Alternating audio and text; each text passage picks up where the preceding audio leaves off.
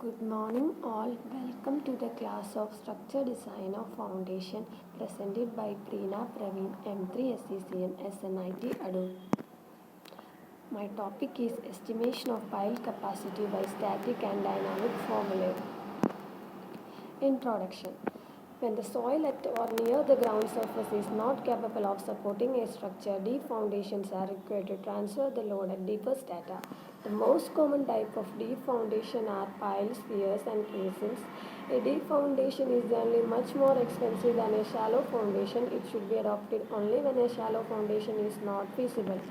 അപ്പം നമ്മുടെ ഒരു സ്ട്രക്ചർ സ്ട്രക്ചർ നിൽക്കുന്ന ഒരു ഗ്രൗണ്ട് അതിൻ്റെ നിയർ ബൈ ഏരിയയിലെ സോയിലൊന്നും ആ സ്ട്രക്ചറിനെ സപ്പോർട്ട് ചെയ്ത് നിർത്താൻ പറ്റുന്നില്ല എങ്കിൽ അതിന് ഒരു കപ്പാസിറ്റി ഇല്ലെങ്കിൽ നമ്മൾ ഡീപ്പ് ഫൗണ്ടേഷനാണ് അവിടെ പ്രിഫർ ചെയ്യുന്നത് എന്ന് പറയുമ്പം നമ്മൾ അവിടുത്തെ ലോഡിനെ നമ്മൾ ഡീപ്പർ സ്ട്രാറ്റയിലോട്ട് നമ്മൾ ട്രാൻസ്ഫർ ചെയ്ത് ആണ് കൊടുക്കുന്നത്. ഇനി ഡീപ്പ് ഫൗണ്ടേഷൻ്റെ മോസ്റ്റ് കോമൺ ടൈപ്പാണ് പൈൽസും പിയേഴ്സും കേസിംഗ് ഫൗണ്ടേഷനും ഒക്കെ. ഇനി ഈ ഡീപ്പ് ഫൗണ്ടേഷൻ എന്ന് പറഞ്ഞു കഴിഞ്ഞാൽ ഭയങ്കര എക്സ്പെൻസീവാണ് ഷാലോ ഫൗണ്ടേഷനെ വെച്ച് കമ്പയർ ചെയ്യുമ്പോൾ. അതുകൊണ്ട് നമ്മൾ ഇത് അഡോപ്റ്റ് ചെയ്യുന്നത് ഷാലോ ഫൗണ്ടേഷൻ ഫീസിബിളായിട്ടുള്ള സ്ഥലങ്ങളിൽ മാത്രമേ നമ്മൾ ഇത് അഡോപ്റ്റ് ചെയ്യാറുള്ളൂ. നെക്സ്റ്റ് ആണ് pile foundation. Pile foundation is a special kind of deep foundation where the depth of foundation is much greater than the width of foundation. Pile foundation എന്ന് പറഞ്ഞു കഴിഞ്ഞാൽ നമ്മുടെ ഡീപ്പ് ഫൗണ്ടേഷൻ്റെ ഒരു സ്പെഷ്യൽ കൈൻഡാണ്. ഇവിടെ എന്ന് പറഞ്ഞു കഴിഞ്ഞാൽ നമുക്ക് കാണാം ഡെപ്ത് എന്ന് പറയുന്നത് വിത്തിനെക്കാട്ടി ഒരുപാട് കൂടുതലായിരിക്കും. Piles are relatively long slender member that transmit foundation loads through soil strata of low bearing capacity to deeper soil or rock strata having a high bearing capacity. അപ്പോൾ പൈൽസ് ഒരു റിലേറ്റീവ്ലി ലോങ് ആയിട്ടുള്ള ഒരു slender മെമ്പറാണ്. അത് നമുക്ക് നമ്മുടെ സോയിലിൻ്റെ law bearing capacity ഉള്ള സ്ഥലത്തു നിന്ന് ലോഡ്സിനെ ഒരു ഹൈ ബിയറിംഗ് കപ്പാസിറ്റി ഉള്ള ഹാർഡ് സ്ട്രാറ്റയിലോട്ട് ഡീപ്പറിലോട്ട് നമുക്ക് ലോഡിനെ ട്രാൻസ്ഫർ ചെയ്യാൻ സഹായിക്കും. A pile is either driven into soil or formed in situ by excavating a hole and filling it with concrete. ഒന്നെങ്കിൽ പൈല് നമ്മൾ ഹാമർ വെച്ച് നമ്മൾ സോയിലോട്ട് ഡ്രിവൻ ചെയ്യുന്നത്, അല്ലെങ്കിൽ നമ്മൾ ഫസ്റ്റ് ഒരു എക്സ്കവേറ്റ് ചെയ്തിട്ട് ആ ഏരിയ നമ്മൾ എന്നിട്ട് അവിടെ ഒരു കേസിങ് വെച്ചിട്ട് ബോത്തം ഉള്ള ഒരു കേസിങ് വെച്ചിട്ട് അതിനകത്ത് നമ്മൾ കോൺക്രീറ്റ് ഒക്കെ ഫില്ല് ചെയ്താണ് നമ്മൾ യൂസ് ചെയ്യുന്നത്. നെക്സ്റ്റ് ആണ് ലോഡ് ക്യാരിയിങ് കപ്പാസിറ്റി. ഈ pile foundation should be safe against shear failure. Settlement should be within the permissible limit. അപ്പോൾ ഒരു പൈൽ ഫൗണ്ടേഷൻ എന്ന് പറഞ്ഞു കഴിഞ്ഞാൽ ഷിയർ ഫെയിലിന് അഗെയിൻസ്റ്റ് ആയിട്ടൊക്കെ അത് നല്ല സേഫായിട്ട് നിൽക്കണം. പിന്നെ അതിനകത്ത് സെറ്റിൽമെൻ്റ് ഒക്കെ പെർമിസിബിൾ ലിമിറ്റ് മാത്രമേ കാണാവുള്ളൂ. The methods used for estimating the load carrying capacity of pile are static method, dynamic method and pile load test. നമുക്ക് ഈ പറഞ്ഞ 3 മെത്തേഡ്സ് ആണ് ഉള്ളത്. ഡീറ്റെയിൽഡ് ആയിട്ട് ഇനി ഓരോന്നും നോക്കാം. ഫസ്റ്റ് ആണ് static method. The static method gives the ultimate capacity of an individual pile depending upon the characteristics of the soil. The ultimate bearing capacity of pile is the maximum load which it can carry without failure or excessive settlement of the ground. അപ്പം static method നമുക്ക് ultimate capacity, ഒരു individual പൈലിൻ്റെ ultimate capacity കണ്ടുപിടിക്കാൻ സഹായിക്കും. അതെന്ന് പറഞ്ഞാൽ സോയിലിൻ്റെ ക്യാരക്ടറിസ്റ്റിക്സിനെ ആയിരിക്കും depend ചെയ്യുന്നത്. ഈ അൾട്ടിമേറ്റ് ബിയറിംഗ് കപ്പാസിറ്റി, ഒരു പൈലിൻ്റെ അൾട്ടിമേറ്റ് ബിയറിംഗ് കപ്പാസിറ്റി എന്ന് പറഞ്ഞു കഴിഞ്ഞാൽ അതിന് മാക്സിമം ആയിട്ട് എത്ര ലോഡ് വിത്ത്സ്റ്റാൻഡ് ചെയ്യാൻ പറ്റുമെന്നുള്ള കഴിവാണ്. എക്സസീവ് സെറ്റിൽമെൻ്റ് ഒന്നും ഇല്ലാതെ, അത് ഫെയിലിയർ ഒന്നും സംഭവിക്കാതെ മാക്സിമം അതിന് വിത്ത്സ്റ്റാൻഡ് ചെയ്യാൻ പറ്റുന്ന load. Ultimate load capacity is given by QU equal to QP plus QS. അത് QU എന്ന് പറയുന്ന അൾട്ടിമേറ്റ് ഫെയിലിയർ ലോഡാണ്. നമുക്ക് ഈ ഫിഗറിനകത്ത് കാണാം. QP എന്ന് പറഞ്ഞാൽ point or tip resistance of pile, പൈലിൻ്റെ ടിപ്പിലുള്ള റെസിസ്റ്റൻസ്. XQS എന്ന് പറയുന്ന shaft resistance developed by friction between the soil and pile shaft. അതിനകത്ത് static method for driven piles in സാൻഡിൻ്റെ കേസാണ് നമ്മൾ നോക്കുന്നത്. Ultimate capacity is given by QU equal to QP plus QS. QP എന്ന് പറയുന്നതിനകത്ത് QP into AP ആണ്. And QS is equal to FS into AS, where QP equal to ultimate bearing capacity of soil at the pile tip. പൈലിൻ്റെ ടിപ്പിലുള്ള സോയിലിൻ്റെ ആ ഒരു ഏരിയയിലുള്ള സോയിലിൻ്റെ അൾട്ടിമേറ്റ് ബിയറിംഗ് കപ്പാസിറ്റിയാണ്. AP എന്ന് പറയുന്ന ഏരിയ ഓഫ് പൈലാണ്. FS എന്ന് പറഞ്ഞു കഴിഞ്ഞാൽ average screen friction between sand and pile surface. Pile സർഫസും സാൻഡിൻ്റെ ഇടയ്ക്കുള്ള ഒരു സ്ക്രീൻ ഫ്രിക്ഷൻ്റെ ആവറേജ് വാല്യൂ ആണ്. AS എന്ന് പറയുന്നത് effective surface area of pile in contact with the soil. സോയിലുമായിട്ട് വരുന്ന ഇതിൻ്റെ പൈലുമായിട്ട് കോണ്ടാക്റ്റ് വരുന്ന സോയിലിൻ്റെ സർഫസ് ഏരിയയാണ്. ഇനി സാൻഡി സോയിലിൻ്റെ കേസിലാണെങ്കിൽ Q=Q_NQ_EP + σi=1 to n K σv_i tan delta ASI.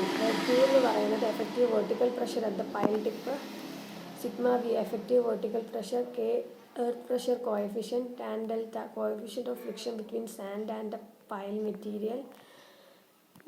ഇതിനകത്ത് നമുക്ക് ഈ ഒരു ടേബിള് നമ്മുടെ കോഡിനുള്ളതാണ്. അതിനകത്ത് ബോർഡ് പൈല് 1 to അതിനകത്ത് കെയുടെ വാല്യൂ 1 to 2 ആണ്. ഇനി ഡ്രിവൻ പൈലിന് 1 to 3 വരെയൊക്കെ ആവാം. നമ്മുടെ കോഡെന്ന് പറഞ്ഞാൽ IS 2911/1979 ആണ്. അതിനകത്ത് നമുക്ക് ഇത് ഉള്ള ഒരു ടേബിളാണ്. The static method for driven piles in saturated clay. Here we have Q = CNC AP + alpha C AS. അതിനകത്ത് നമുക്ക് AS എന്ന് പറയുന്ന area of shaft, effective in developing skin friction. C എന്ന് പറയുന്ന is the cohesion at the pile tip in kgf/cm². Alpha എന്ന് പറയുന്ന adhesion ഫാക്ടറാണ്. അത് നമുക്ക് 2911/1970 നമുക്ക് വാല്യൂ അതിനകത്ത് പറഞ്ഞിട്ടുണ്ട്. ഒരു ടേബിളിനകത്ത് തന്നിട്ടുണ്ട്. ചില കേസിലൊക്കെ നമ്മൾ സോയിലിൽ സോഫ്റ്റും നല്ല കൺസിസ്റ്റൻസി ഒക്കെ ഉള്ള കേസിൽ നമ്മൾ മിക്കവാറും അതിന് വാല്യൂ 1 എന്ന് പറഞ്ഞ് അസ്യൂം ചെയ്യാറുണ്ട് മോസ്റ്റ്ലി. പിന്നെ അല്ലാതെ ടേബിളിൽ വാല്യൂ അതിനകത്ത് കൊടുത്തിട്ടുണ്ട് കോഡിനകത്ത്. ഇതാണ് ആ ടേബിള്. അതിനകത്ത് നമുക്ക് ബോർഡ് പൈലും ഡ്രിവൻ പൈൽസിൻ്റെ ആയിട്ട് ഇങ്ങനെ വാല്യൂസ് നമുക്ക് ഇതിന് റെഫർ ചെയ്യാവുന്നതാണ്. അതിനകത്തിലെ NC എന്ന് പറയുന്നത് ബിയറിംഗ് കപ്പാസിറ്റിയാണ്. അത് മോസ്റ്റ്ലി നമ്മൾ പൈൽസിൻ്റെ കേസിൽ 9 ആണ് യൂസ് ചെയ്യുന്നത്.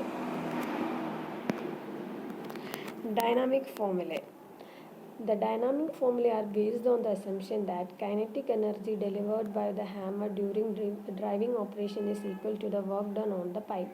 അപ്പോൾ ഈ ഡൈനാമിക് ഫോർമുല നമ്മൾ ഒരു അസംഷനെ ബേസ് ചെയ്തിട്ടാണ് നമ്മൾ പറയുന്നത്. ഇതിനകത്ത് കൈനറ്റിക് എനർജി എന്ന് പറയുന്നത് ആ ഒരു ഹാമർ ഡെലിവറി ചെയ്യുന്ന ഡ്രൈവിംഗ് ടൈമിലുള്ള ആ ഒരു ഹാമർ ഡെലിവറി ചെയ്യുന്ന കൈനറ്റിക് എനർജി എന്ന് പറയുന്നത് വർക്ക് ഡൺ ഓഫ് ദി പൈലിന് ഈക്വലാണ്. അപ്പോൾ നമ്മൾ കണ്ടീഷൻ എന്ന് പറയുന്നത് WH × ηH = R × S. അത് W എന്ന് പറയുന്നത് വെയിറ്റ് ഓഫ് ഹാമറാണ്. H എന്ന് പറയുന്ന ഹൈറ്റ് ഓഫ് റാം ഡ്രോപ്പ്, നമ്മൾ എത്ര ഹൈറ്റിൽ നിന്നാണോ അത് കൊടുക്കുന്നതെന്നുള്ളത്. ദെൻ R എന്ന് പറയുന്നത് pile resistance in kN. S = pile penetration per blow. അത് നമ്മൾ സെൻറ്റിമീറ്ററിലാണ് മെഷർ ചെയ്യുന്നത്. ηH efficiency of pile ഹാമറാണ്. അതിൻ്റെ വാല്യൂ നമ്മൾ ഡിഫറെൻറ്റ് ടൈപ്സ് ഓഫ് ഹാമറിനുള്ളത് നമുക്ക് കോഡിൽ നിന്നുള്ള ഒരു ടേബിളാണിത്. ഡ്രോപ്പ് ഹാമറിനുള്ള വാല്യൂ ഉണ്ട്. അതേപോലെ സ്റ്റീൽ ഹാമറിനും ഡീസൽ ഹാമറിൻ്റെ ഒക്കെ ഉള്ള പെർട്ടിക്കുലറിനും ഓരോന്നുള്ള വാല്യൂസ് നമുക്ക് കിട്ടും. നെക്സ്റ്റ് ആണ് various types of dynamic formula. അതിൽ ഫസ്റ്റ് വൺ ആണ് എഞ്ചിനീയറിംഗ് ന്യൂസ് റെക്കോർഡ് ഫോർമുല. ഈ എഞ്ചിനീയറിംഗ് ന്യൂസ് റെക്കോർഡ് ഫോർമുല എന്ന് പറയുന്നത് simplest and most popular dynamic ഫോർമുലയാണ്. ഇതിൻ്റെ ലോഡ് കപ്പാസിറ്റി ഒക്കെ കണ്ടുപിടിക്കാൻ വേണ്ടിയുള്ള. അത് ultimate load is given by QU = WH × ηH / S + C. അതിനകത്ത് നമ്മൾ ഓൾറെഡി കണ്ടു. W എന്ന് പറഞ്ഞ വെയിറ്റ് ഓഫ് ഹാമറും അതൊക്കെ നമ്മൾ ഓൾറെഡി പറഞ്ഞു കഴിഞ്ഞു. പിന്നെ ന്യൂട്ടൺ എന്ന് പറയുന്ന S വരുന്നുണ്ട്. അത് pile penetration per blow. C എന്ന് പറയുന്നത് കോൺസ്റ്റൻ്റ് ആണ്. അത് ഡ്രോപ്പ് ഹാമറിൻ്റെ കേസിലാണെങ്കിൽ 2.54 സെൻറ്റിമീറ്ററും സ്റ്റീം ഹാമറിൻ്റെ കേസിലാണെങ്കിൽ 0.254 ആയിരിക്കും. പിന്നെ ഹില്ലി ഫോർമുല സെക്കൻഡ് ടൈപ്പാണ് ഹില്ലി ഫോർമുല. അതെന്ന് പറയുന്നത് ഇതിനകത്ത് നമ്മുടെ QU കണ്ടുപിടിക്കാനുള്ള equation WH × ηH × ηB / S + C/2. അതിനകത്തിൽ ηH എന്ന് പറയുന്നത് എഫിഷ്യൻസി ഓഫ് പൈൽ ഹാമറാണ്. നമ്മുടെ പുതിയൊരു ടേമായിരുന്നു. H എന്ന് പറഞ്ഞാൽ ഹൈറ്റ് ഓഫ് റീഫോളാണ്. പിന്നെ ഇതിനകത്ത് വരുന്ന പുതിയൊരു ടേം C ആണ്. ആ C എന്ന് പറഞ്ഞാൽ sum of temporary elastic compression of dolly and packing and ground. ഇതിനകത്ത് C = C1 + C2 + C3 ആയിരിക്കും. അതിൽ C1 എന്ന് പറഞ്ഞു കഴിഞ്ഞാൽ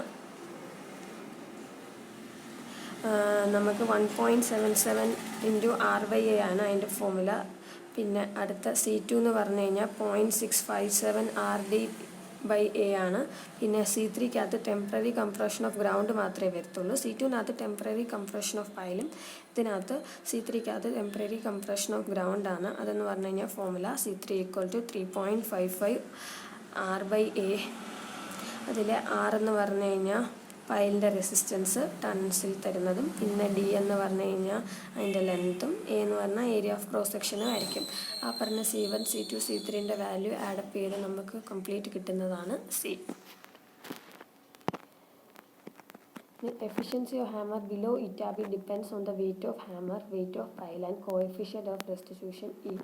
നമ്മുടെ ഈ ഹാമറിൻ്റെയൊക്കെ എഫിഷ്യൻസി ഈറ്റാ ബി എന്ന് പറയുന്നത് ഹാമറിൻ്റെ വെയ്റ്റിലും പൈലിൻ്റെ വെയ്റ്റിലും അതേപോലെ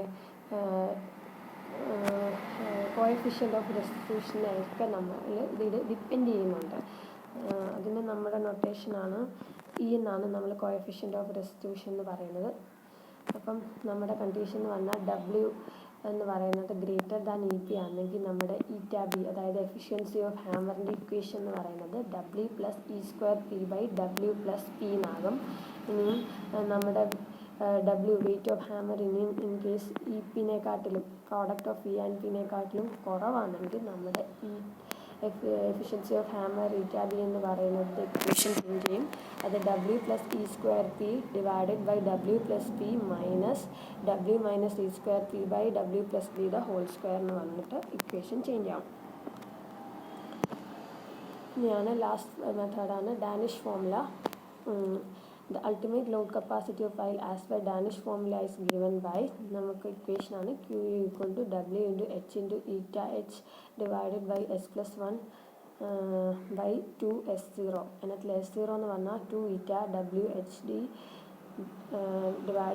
/AE the whole raised to 1/2. അതിനകത്തിൽ S0 എന്ന് പറഞ്ഞാൽ ഇലാസ്റ്റിക് കംപ്രഷൻ ഓഫ് പൈലാണ്. D എന്ന് പറഞ്ഞാൽ length of pile, A area of cross section, ഈ modulus of elasticity of pile മെറ്റീരിയലാണ്. ഇനി നമ്മൾ ഇതിനകത്ത് അലോവൽ ലോഡ് നമ്മൾ എടുക്കുന്ന ഫാക്ടർ ഓഫ് സേഫ്റ്റി, അലോവൽ ലോഡ് കണ്ടുപിടിക്കാൻ വേണ്ടി നമ്മൾ ഫാക്ടർ ഓഫ് സേഫ്റ്റി എടുക്കുന്നത് എപ്പോഴും 3 to 4 ഒക്കെ ഇടയ്ക്കായിരിക്കും. അതിൽ കൂടുതൽ കാര്യങ്ങൾ പറഞ്ഞിട്ടുണ്ട്. അലോവൽ ലോഡ് എന്ന് പറഞ്ഞാൽ നമ്മൾ QU ഫാക്ടർ ഓഫ് സേഫ്റ്റി ചെയ്താണ് നമ്മൾ അലോവൽ ലോഡ് കണ്ടുപിടിക്കുന്നത്. Thank you.